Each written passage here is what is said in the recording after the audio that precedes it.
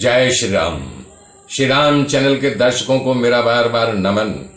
मैं आशा करता हूं मेरे मित्रों, आप हमें देख रहे हैं, लाइक कर रहे हैं, सब्सक्राइब कर रहे हैं और हमारी वाणी जन जन तक पहुंचा रहे हैं। मेरे मित्रों, कल मैंने बताया था कि व्यास जी अपने पुत्र सुखदेव जी के बोले कि तुम जनकपुर जाओ, वहां विदेह राजा जनक तुम्हें ज्ञान देंगे। तब सुमेरु पर्वत से उतर करके सुखदेव जी जनकपुर पहुंच गए। जनकपुर पहुंचने के बाद पहरेदारों को बताया कि आप जाकर के राजन से कह दो, मैं व्यास का पुत्र सुखदेव उनका दर्शन करने के अभिलाषा से यहाँ आया हूँ। जब इस प्रकार की बात छड़ीदार अंतःपुर में बताने गए तो राजा जनक ने कह दिया, उपेक्षा पूर्वक बर्ताव के साथ जाकर के कह दो सुखदेव जी से वहीं खड़े रहें, हमारा इंतजार करें।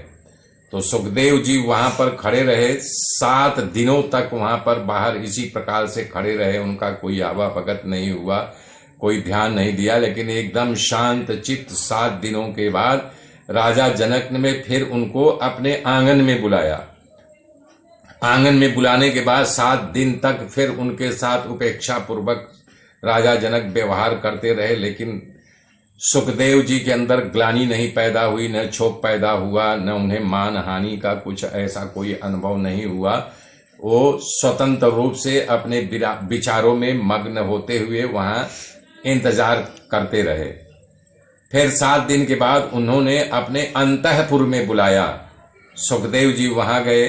वहां पर उन्होंने क्या किया, राजा जनक ने उनको अच्छा भोग सामग्री, सुंदर सुंदर ललनाओं के युवतियों को जो यौवन से परिपूर्ण थी, उनका स्वागत समारोह नाच गान करके दिखाना, उनका सेवा शुश्रूषा करना। बता रहे हैं कि सुखदेव जी के इसका कोई प्रभाव नहीं पड़ा, न तो ललना अपनी ओर आकर्षित कर पाई, न तो सुंदर भोजन आकर्षित कर पाया। उसी प्रकार से निर्विकार वहां पर उन्होंने 7 दिनों तक फिर इंतजार किया। तब 7 दूनी 14, 7 त्रिक 21 दिन के बाद तब राजा जनक ने उनको अपने राज्यसभा में बुलाया। जब सुखदेव जी वहां गए तो राजा जनक देखे तो बहुत प्रसन्नचित्त दिखाई दे रहे हैं। उनको प्रसन्न भरा देख करके राजा जनक उनको प्रणाम किया और आसन पर बैठाया। तो बोले, बताइए तुम्हारा यहाँ आगमन किस हेतु से हुआ? तब कह रहे थे, राजन हे ब्राह्मण, जगत में पुरुषार्थ की सिद्धि कैसे होनी चाहिए, क्या क्या नीति गुण होना चाहिए। तब राजा जनक ने उत्तर दिया, सुखदेव जी आपके पास जो गुण है वही गुण इस पुरुषार्थ रूप से आपने सिद्ध कर लिया है और अब कोई प्राप्त करने योग्य चीज बाकी नहीं है। हे ब्राह्मण देवता, पुरुषार्थ की सिद्धि के लिए परम कर्तव्य है कि आपने पूर्ण कर लिया है, सारे मनोरथों की प्राप्ति आपको हो गई है।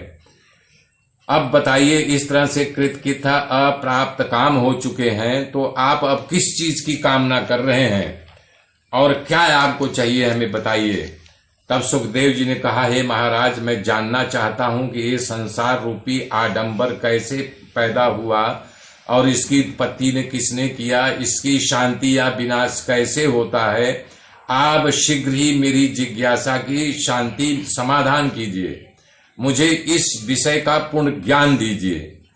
तब विश्वामित्र जी कह रहे हैं, महाराज, इस प्रकार सुखदेव जी के पूछने पर विश्वामित्र जी प्रभु श्री राम जी को बोल रहे हैं कि महाराज, इस प्रकार सुखदेव जी के पूछने पर राजा जनक ने वही बात बताई जो महात्मा उनके पिता व्यास जी ने बताई थी।